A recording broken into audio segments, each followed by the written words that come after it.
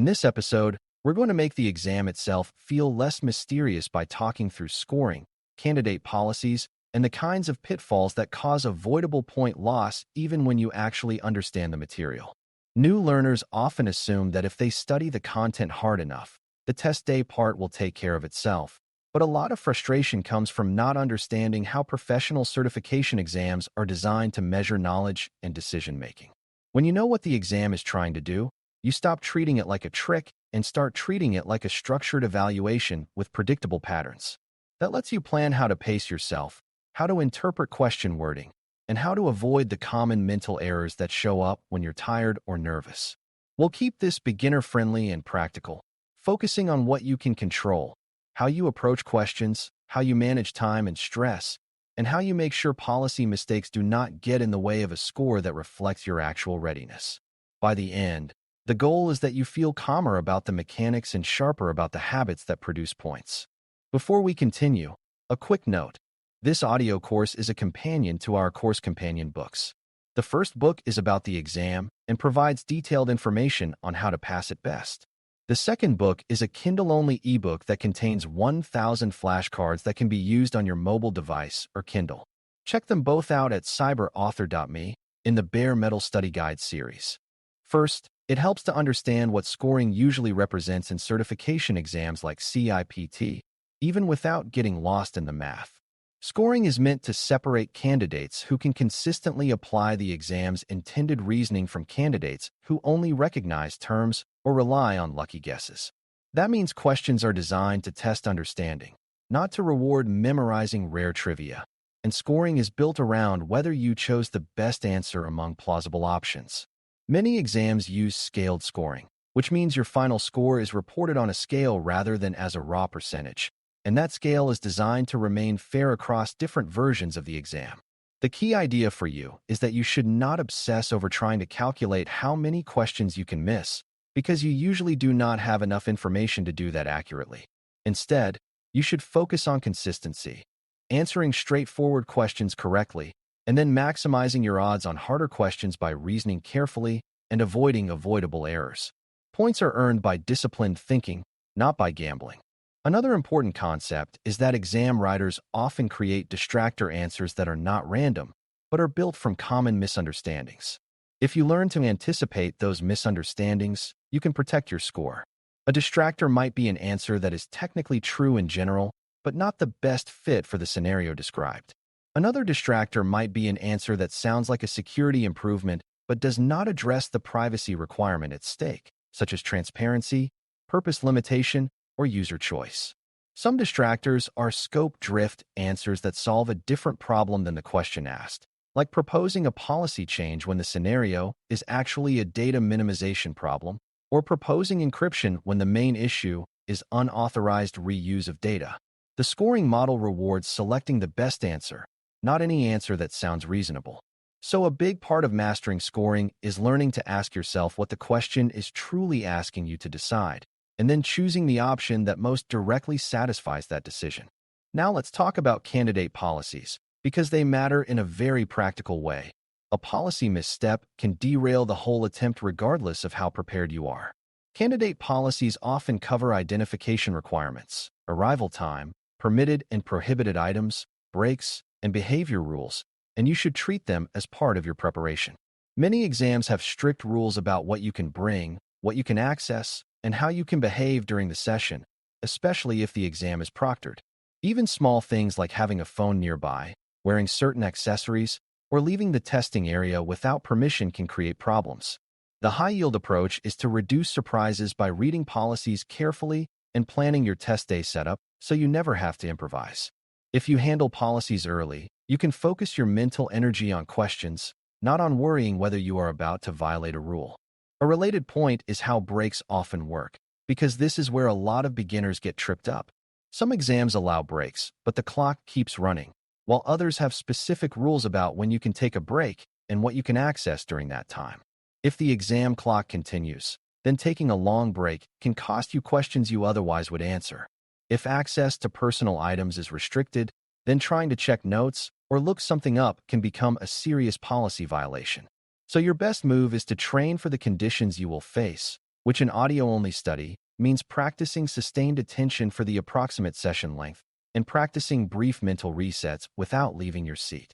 That can sound intense, but it can be as simple as learning to take a slow breath, relax your jaw, and reread the question stem once before you commit. You are preparing your body and mind for a performance task, not just for knowledge recall. Let's move into exam pitfalls that directly cause score loss, starting with the most common, misreading the question. Under stress, people skip small words that completely change the meaning, like best, first, most appropriate, or accept. Some questions ask for what you should do next, and others ask what you should have done earlier, and that difference matters. Another pitfall is answering based on what you would do in your own preferred style rather than what the scenario requires. The exam is not grading your personal philosophy. It is grading whether you can apply the principles described by the blueprint to the facts given. So your habit should be to pause and restate the question in your own words before looking at the options, because that prevents options from pulling you off course. If you can say, out loud or mentally, what decision is being requested, you dramatically reduce careless errors. Another high-impact pitfall is being seduced by an answer that is broad and ambitious instead of an answer that is targeted and appropriate. Beginners sometimes think the best answer is the one that sounds like the biggest improvement, like implementing a massive new program, creating a new organization-wide initiative, or adopting a sweeping technical control. But exam questions often ask about the best next action in a specific situation, which usually means something proportionate and sequenced. If a team has not even identified what data is being collected, launching a complex automation program is probably not the first step. If a notice is misleading, adding stronger encryption does not fix the communication problem. When you see grand answers, ask yourself whether they are feasible in the scenario, whether prerequisites are missing, and whether they actually address the specific risk.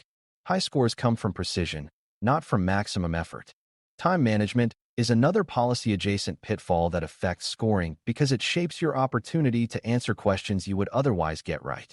People often spend too long on early hard questions and then rush through easier ones later. A better habit is to protect your time budget by making an initial pass where you answer what you can answer with confidence, mark what needs more thought, and then return. Even if you cannot literally mark questions in your environment, you can simulate the habit by using a mental decision rule, like giving yourself a fixed amount of time to reach a confident choice before moving on. The goal is to ensure you do not lose easy points due to late-stage rushing. In privacy technology questions, you can often eliminate at least one or two options quickly if you are clear on what the question is asking, which also saves time. Efficient elimination is not guessing. It is structured reasoning. A subtle pitfall is overthinking and second-guessing, especially when two options seem close. In many exam questions, two options are designed to be tempting, but one is better because it aligns more directly with accountability, timing, or the stated risk. Overthinking often happens when you introduce facts not in evidence, like assuming the organization has tools, teams, or resources that were never mentioned. Another overthinking pattern is rewriting the scenario into a different one that you feel more comfortable answering. Your discipline here is to treat the question as a closed world. Use only the facts provided, make minimal assumptions, and choose the option that best fits that world. If two answers both sound good, ask which one is more immediate, more directly tied to the question stem, and more consistent with privacy by design reasoning rather than after-the-fact patching. That approach tends to match what exam writers are rewarding. Let's also address the emotional pitfall of encountering unfamiliar terms or a scenario that feels outside your experience. Beginners sometimes freeze and assume they have failed, but the exam often includes scenarios you have not personally lived through because it is testing reasoning, not biography. If you see a new technology context, anchor yourself back to fundamentals. What data is involved? What is the purpose? Who is responsible? What could go wrong? And what control or action reduces harm? Those questions cut through unfamiliar surface details. Remember that privacy technology is often about the same patterns applied in new settings, like data flows, identity linkage, retention, sharing, and user expectations. If you keep your reasoning anchored to these patterns, unfamiliar contexts become manageable. In that sense, a calm, methodical approach is part of scoring well. Candidate policies also include rules about accommodations, rescheduling, and what happens if something goes wrong. And these matter because they affect your ability to perform at your best. If you need an accommodation, you should follow the official process rather than hoping to improvise on test day. If you are testing remotely, technical requirements and room requirements can become hidden pitfalls, like internet stability, camera placement, or background noise. The point is not to make you anxious, but to remove uncertainty by handling logistics early. When logistics are stable, your brain can focus on questions and decision-making. Think of it as eliminating avoidable risk, which is very much in the spirit of privacy engineering itself. Now let's connect scoring and pitfalls to how you should interpret answer choices in privacy-focused questions. Privacy questions often involve trade-offs, and the best answer usually balances protection with practicality and user trust. If an answer violates user expectations, hides important information, or collects more data than needed, it is often wrong even if it improves a security metric. If an answer is purely legalistic but does not translate into a system change or an operational control, it may be incomplete. Another common trick is offering an answer that shifts responsibility away from the organization, like putting the burden on the user to protect themselves when the system design is the true source of harm. The exam tends to reward accountability and proactive design, not blame shifting. When you read choices, look for the one that reduces risk at the source and can be reasonably justified as a privacy-respecting engineering move. A final pitfall worth naming is the tendency to treat every question as if it has a single keyword that unlocks the correct option. Sometimes there is a keyword, but often the exam expects you to integrate multiple cues like timing, roles, and data sensitivity. If you hunt for one word and ignore the rest, you can miss what the question is really about. Instead, train yourself to identify the core of the scenario in one sentence. Then choose the option that best addresses that core. This is why your study plan should include practice in restating scenarios and explaining your reasoning, because that habit becomes your exam safety net. When you can explain why an answer is best, you are less likely to be tricked by a distractor that merely sounds sophisticated. When you master scoring rules conceptually, respect candidate policies, and avoid the predictable pitfalls, you gain points without learning a single new technical concept, because you stop leaking points to avoidable mistakes. That is a powerful form of preparation, especially for beginners who already feel like there is a lot to learn. The exam becomes a performance of disciplined reading, careful reasoning, and calm pacing, all grounded in the blueprint themes you have been building.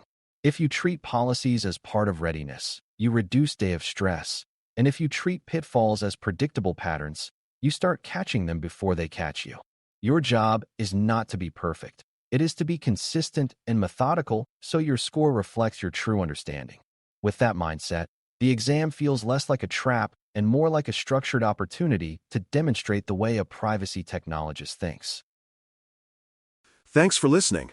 For more audio courses, daily newsletters, and more, please visit DailyCyber.News.